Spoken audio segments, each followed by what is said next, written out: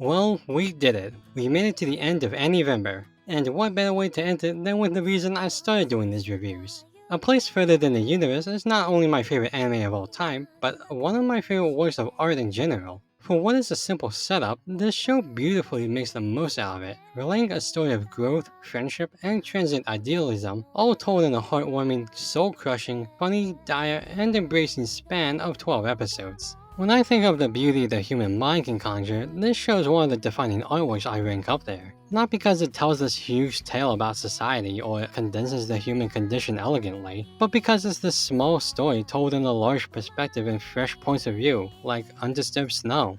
Mari is a high school girl who doesn't know where she's going in life. In a chance encounter, she meets Shirase, an outcast herself who's aiming to travel to Antarctica in search of her mother. Blown away by Shirase's perseverance, Mari decides she also wants to go south, and so the two start planning their trip.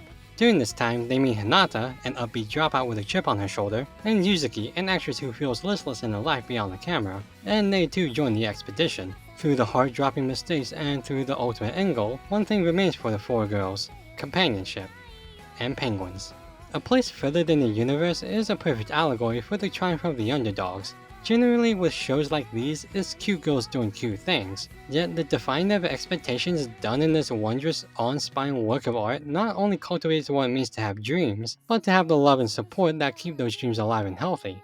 The story is simple and could have been executed very typically, like I said prior, but it isn't. What enriches the story are our four protagonists, girls who seek different things in life and ultimately decide an expedition to the Arctic can enlighten them. The friendship between the girls is so rich and so genuine, you can't help but feel the idea of camaraderie to your very bone. They all have likable personalities and have this deep understanding of that point in puberty of not knowing what one will do for the rest of their life. It also helps that they bring legitimately funny comedy with minor conflicts magnified by the expectations and feelings of the characters. And when I say minor conflicts, I mean they present these hurdles in big ways, namely through how the girls perceive the hurdles. It can be dealing with durians or confronting the false friendships at home, and these situations are dealt with the right tonal skew. They don't feel like they don't belong. Each setup per conflict really hammer in how big and memorable of a deal they are to these girls, and it's done significantly. There's this one dramatic moment in particular I won't spoil, but when it hits like a truck. You feel for what this character is going through because not only does it define her journey and growth, but there's also this sense of melancholy and an uplifting silver lining to it too. Like, you know in the back of your head that this is what it amounted to, but to have it confirmed is both relieving and scary, and you're not sure which is the better feeling at that point because of how polarizing yet tranquil both options seem. Oh, it's so good. The musical scoring is one of my favorite soundtracks, period. It's so organic and full of life, emoting the tones and atmospheres the show employs. Pair this with the gorgeous animation and lighting, and you have a winner. The animation for Antarctica is breathtaking, and the general coloring is bright and bubbly, but not excessive. I also love the facial expressions the characters convey, not just the wacky surprise faces and the overly hyper change in mood, but the gentle smug smiles and the bitter teary-eyed ones as well.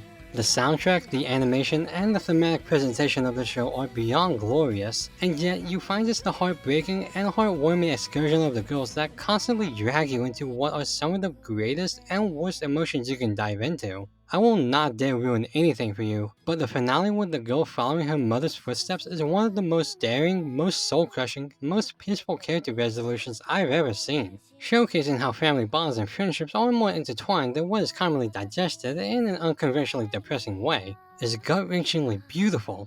A Place Further Than the Universe is a show you need to let sink in, because of how much emotion and depth they pack into it. It's because you're on this journey too. You're not along for the ride, you're with these girls and their endeavors in the mutual way of being with your closest friends. Sure, I cried at Anohana and Your Lie in April, but those felt like relief cries, tears that should just come out of your system. But A Place Further Than the Universe had that special melancholic atmosphere of ending a long, fulfilling journey, one that changed the core of your soul, and it's perfect like that. Trust me, I'm not at all exaggerating.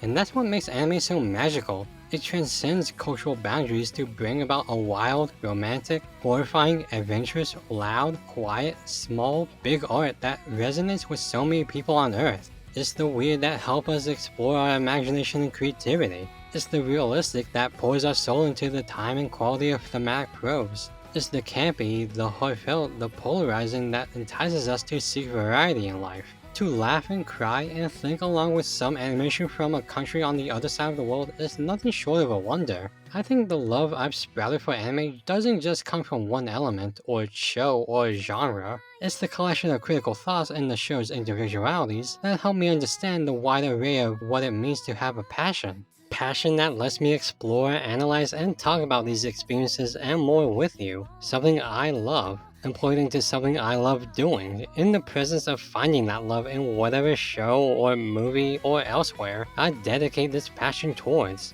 Thanks for joining me on this 30-day adventure, ending in a breathtaking place further than the universe. And should you ever head there yourself, you won't regret it. The real thing is 10,000 times more beautiful.